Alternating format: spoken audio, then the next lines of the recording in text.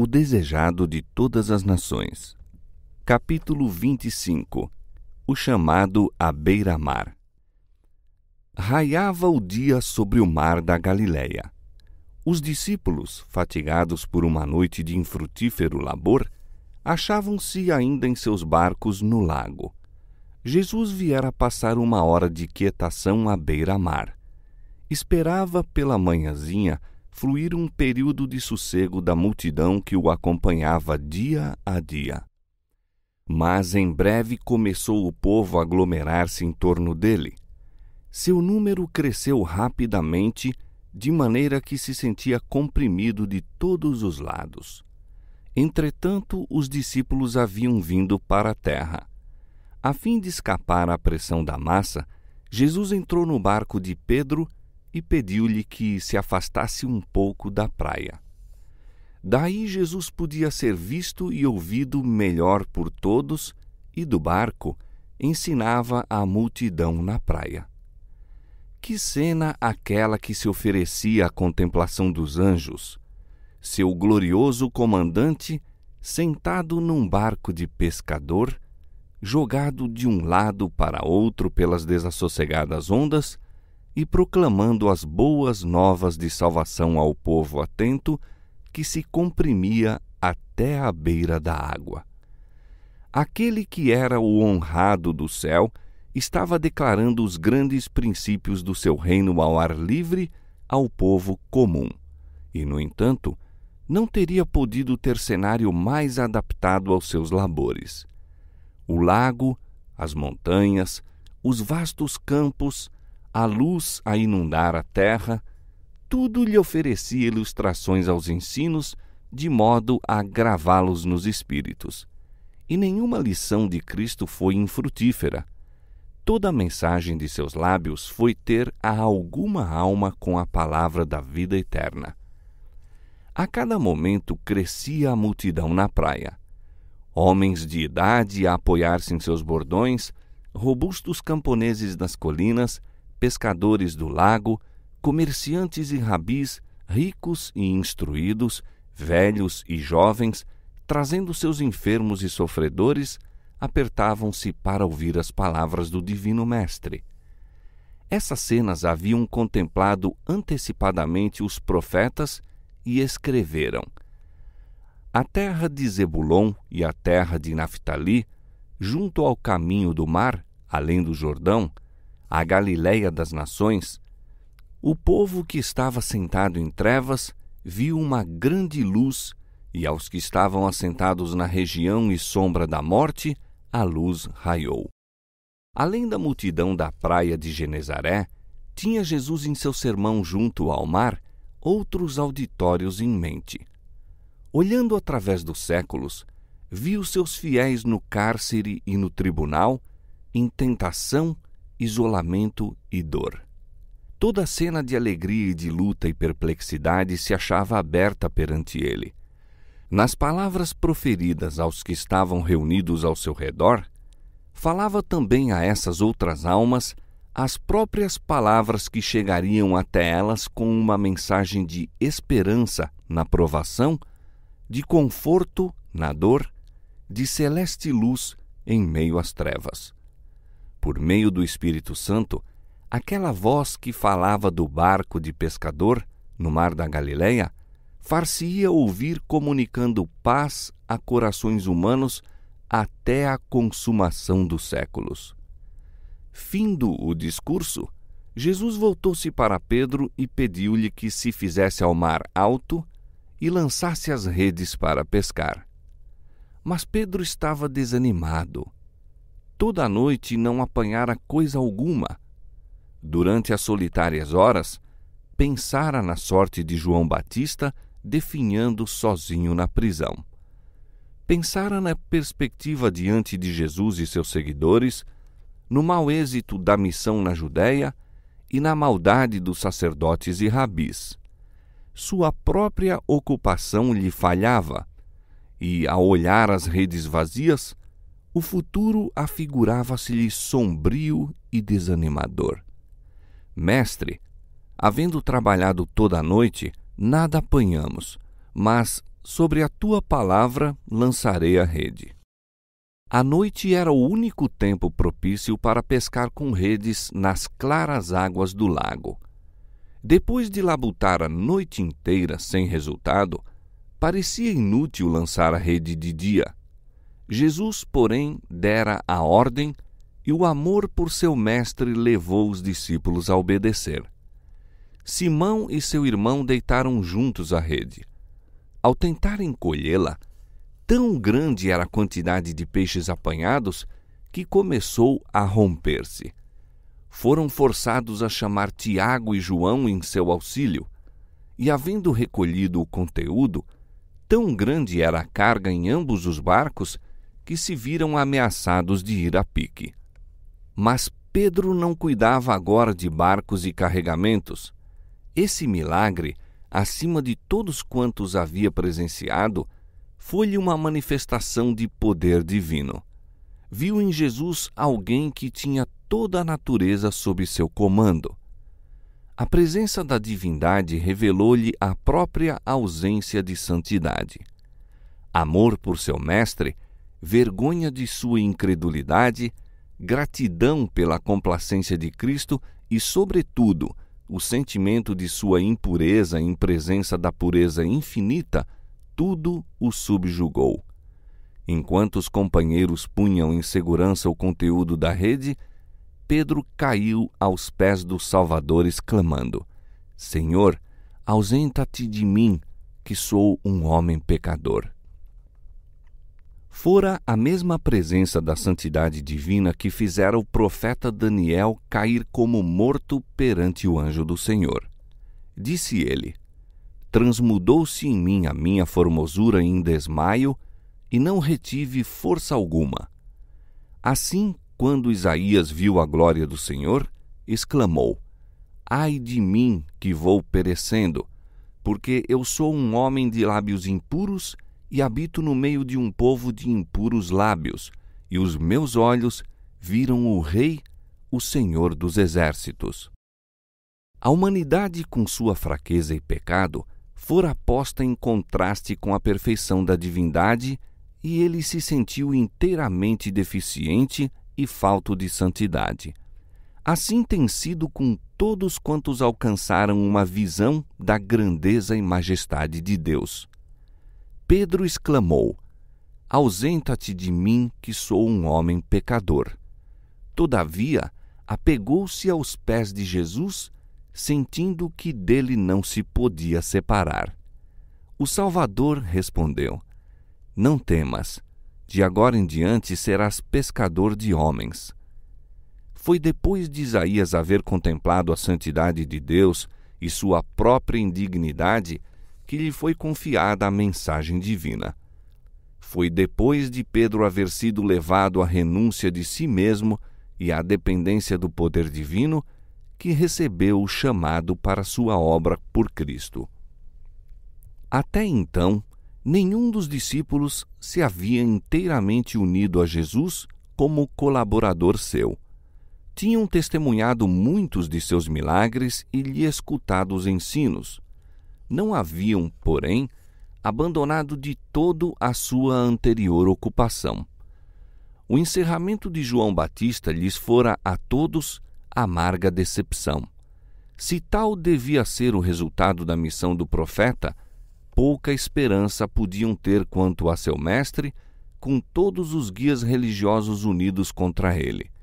Sob essas circunstâncias, era-lhes um lenitivo tornar por algum tempo a sua pesca. Mas agora Jesus os convidava a abandonar a vida anterior, unindo aos dele os seus interesses. Pedro aceitara o chamado. Ao chegar à praia, Jesus pediu aos 3 discípulos: Vinde após mim, e eu vos farei pescadores de homens. Imediatamente deixaram tudo e o seguiram. Antes de lhes pedir que abandonassem as redes e barcos, Jesus lhes dera a certeza de que Deus lhes supriria as necessidades. O serviço do barco de Pedro para a obra do Evangelho fora abundantemente pago. Aquele que é rico para com todos os que o invocam, disse: Dai e ser-vos-á dado, boa medida, recalcada, sacudida e transbordando. Nessa medida havia ele recompensado o serviço dos discípulos. E todo sacrifício feito em seu serviço será recompensado segundo as abundantes riquezas da sua graça. Durante aquela triste noite no lago, enquanto separados de Cristo, os discípulos foram duramente premidos pela incredulidade e cansaram-se num infrutífero labor. Sua presença, porém, lhes atiou a fé e trouxe-lhes alegria e bom êxito. O mesmo se dá conosco.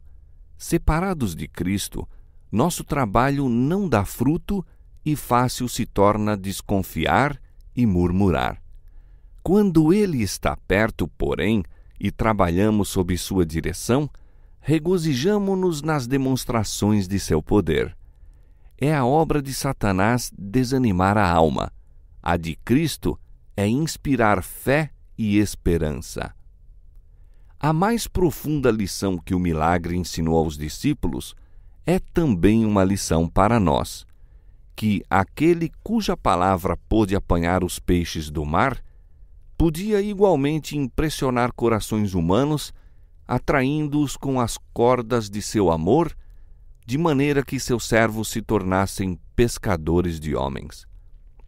Eram humildes e ignorantes aqueles pescadores da Galileia, mas Cristo, a luz do mundo, era sobejamente capaz de habilitá-los para a posição a que os chamara.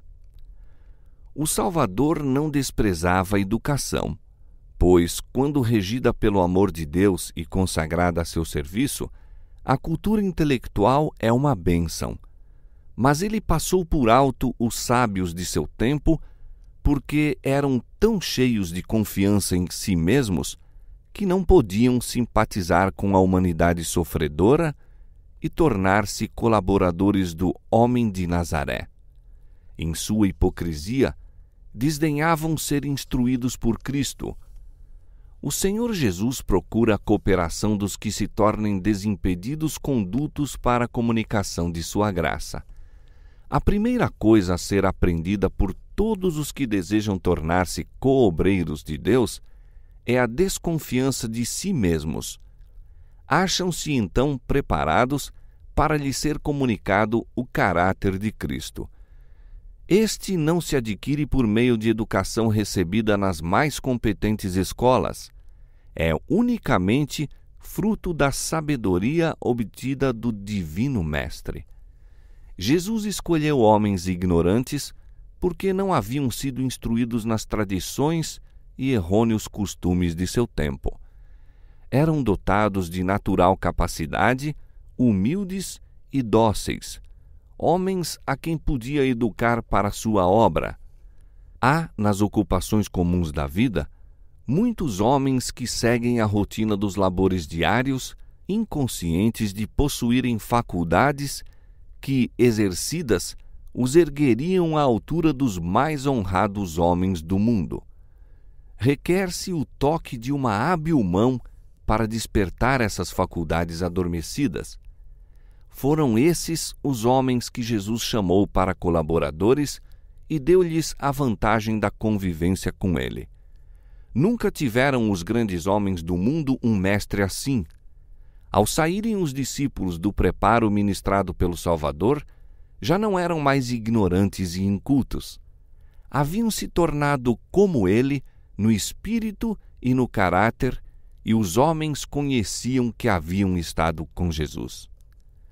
A mais elevada obra da educação não é comunicar conhecimento meramente, mas aquela vitalizante energia recebida mediante o contato de espírito com espírito, de alma com alma. Somente vida gera vida.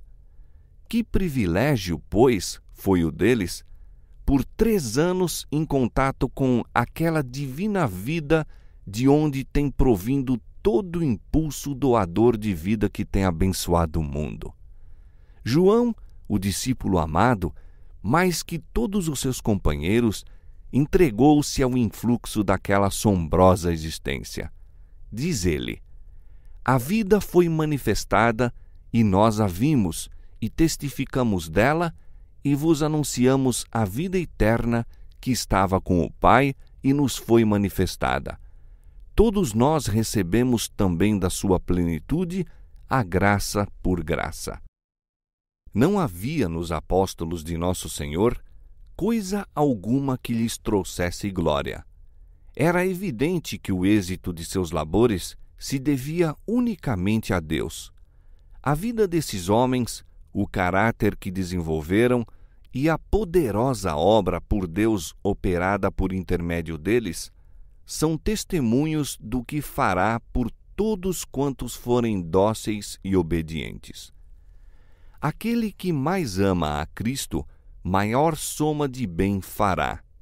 Não há limites à utilidade de uma pessoa que, pondo de parte o próprio eu, oferece margem à operação do Espírito Santo na alma e vive uma vida de inteira consagração a Deus.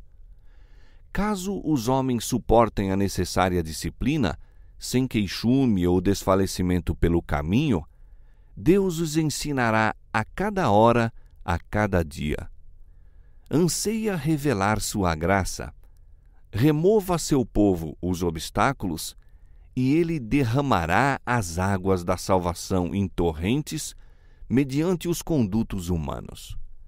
Se os homens de coração humilde fossem animados a fazer todo o bem ao seu alcance, não houvesse sobre eles mãos repressivas a refrear-lhes o zelo, e haveria uma centena de obreiros de Cristo, onde temos agora apenas um. Deus toma os homens tais quais são e educa-os para seu serviço, uma vez que se entreguem a Ele.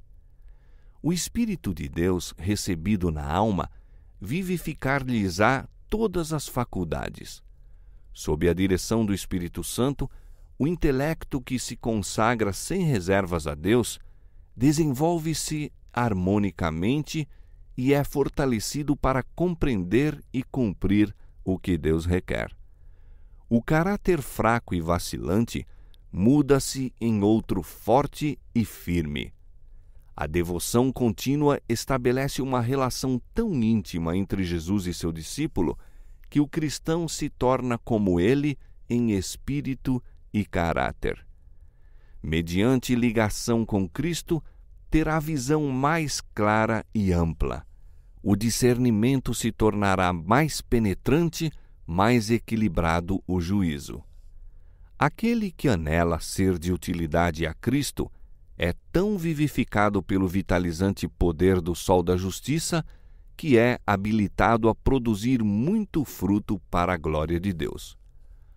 Homens da mais elevada educação em ciências e artes têm aprendido preciosas lições de cristãos de condição humilde, classificados pelo mundo como ignorantes.